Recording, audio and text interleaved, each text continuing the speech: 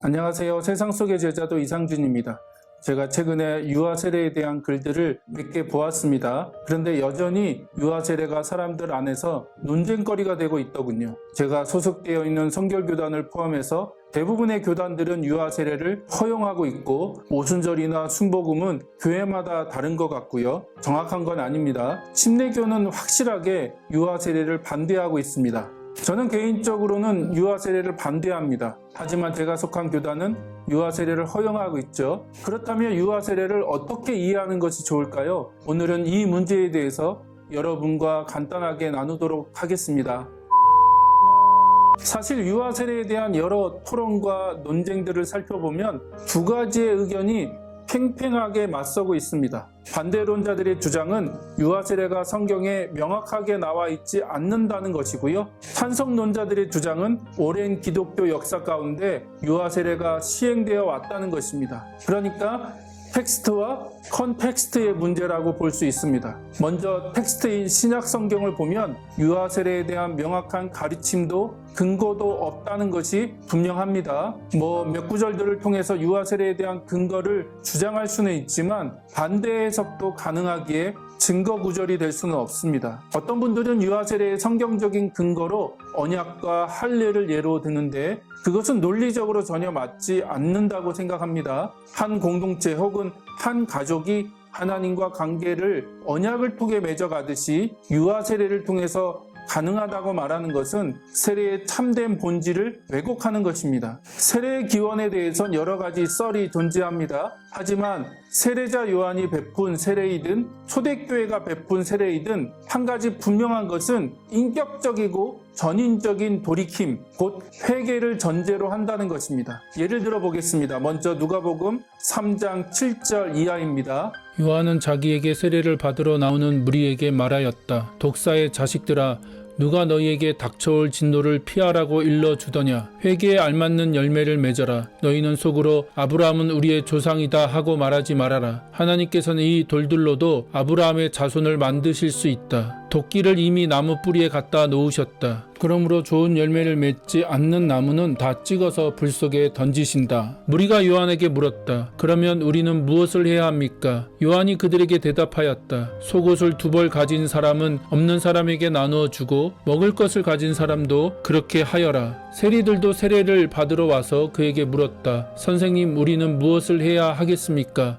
요한은 그들에게 대답하였다. 너희에게 정해준 것보다 더 받지 말아라. 또 군인들도 그에게 물었다. 그러면 우리들은 무엇을 해야 하겠습니까? 요한이 그들에게 대답하였다. 아무에게도 협박하여 억지로 빼앗거나 거짓 고소를 하여 빼앗거나 속여서 빼앗지 말고 너희의 봉급으로 만족하게 여겨라. 명확하죠. 세례의 조건으로 분명한 회개를 강조하고 있습니다. 이것을 우리들의 상황으로 바꾸어 표현하면 회사를 경영하는 사람들은 탈세하지 말고 공무원들은 뒷돈 받지 말고 경제적으로 여유가 있는 사람들은 이웃의 어려운 사람들에게 나누어 주라는 것입니다. 이런 명확한 회개가 있어야 세례를 받을 수 있다는 것입니다. 그럼 초대교회는 어떠했나요? 사도행전 8장 35절 이하를 같이 읽겠습니다. 빌립은 입을 열어서 이 성경 말씀에서부터 시작하여 예수에 관한 기쁜 소식을 전하였다. 그들이 길을 가다가 물이 있는 곳에 이르니 내시가 말하였다. 보십시오, 여기에 물이 있습니다. 내가 세례를 받는데 무슨 거리낌이 되는 것이라도 있습니까? 빌립은 마차를 세우게 하고 내시와 함께 물로 내려가서 그에게 세례를 주었다. 전도자 빌립이 에티오피아 내시에게 복음을 전하는 내용이죠. 먼저 35절을 보면 빌립이 이사야의 말씀을 가지고 내시에게 복음을 전하고 그렇게 복음을 들은 내시가 즉각적으로 반응을 합니다. 뭐라고 합니까? 제가 세례를 받는데 장애될 만한 것이 있습니까? 무슨 말입니까? 전에는 여러 걸림돌이나 장애물 때문에 꺼리낌이 있었다는 말입니다. 하지만 이제는 그것이 제거가 되어 세례를 받는데 아무런 문제가 없다는 것입니다. 저는 이런 변화의 원인이 회개라고 생각합니다. 그러므로 세례를 언약이나 할례와 연결시켜서 유아 세례를 통해서 신앙 공동체 안으로 들어갈 수 있다고 말하는 것은 저 개인적으로는 별로 동의가 되지 않습니다. 만약 그렇게 유아 세례를 베푼다면 성찬식은 왜 허용하지 않나요? 유아 세례를 받은 어린이들도 성찬식에 참여할 수 있어야 하지 않나요? 꼭 입교를 해야지 성찬식 참여가 가능하다고 말하는 것은 저의 입장에서는 왠지 앞뒤가 맞지 않습니다.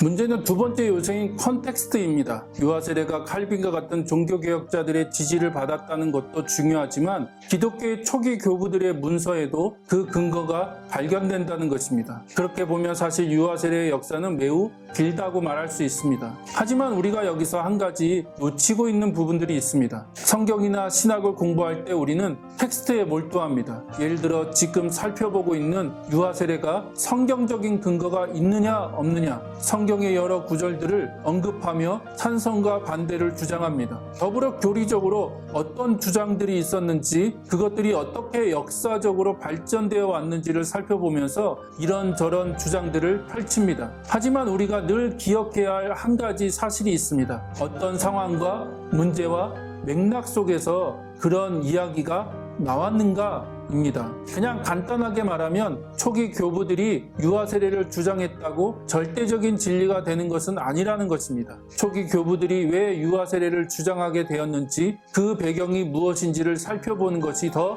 중요하다는 것입니다. 저는 그것이 헬라화의 결과라고 봅니다. 거대한 헬라 문화 안에 기독교가 뿌리내리는 과정 가운데 유아 세례를 강조하게 되었다고 봅니다. 이런 신학적인 작업은 기독교가 로마의 국교가 되면서 더욱 가속화되었습니다. 이제부터 로마 제국에서 태어나는 모든 사람들은 자동적으로 기독교인이 되어야 한다는 것입니다. 그러므로 자연스럽게 유아 세례가 강조될 수밖에 없었고, 종교개혁자들도 그런 컨텍스트에서 벗어나지 못했습니다. 그들이 종교개혁을 하긴 했지만 그들이 평생 보고 자란 것은 국가와 종교가 하나인 카톨릭뿐이었습니다. 즉 종교개혁자들도 크리스텐덤적인 사고 안에서 살았던 사람들이었으므로 유아 세례를 강조할 수밖에 없었다는 것입니다. 문제는 그런 시대적 배경과 상황을 무시하고 유아 세례를 단순하게 교리적인 문제로 해석하여 현재의 상황 속에 그대로 이식할 수 있느냐입니다.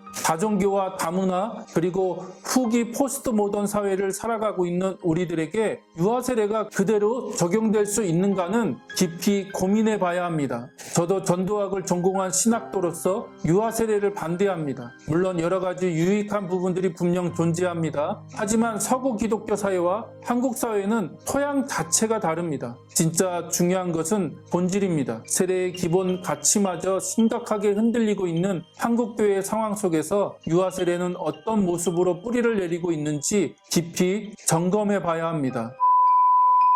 오늘 영상은 여기까지입니다. 시청해 주셔서 감사합니다.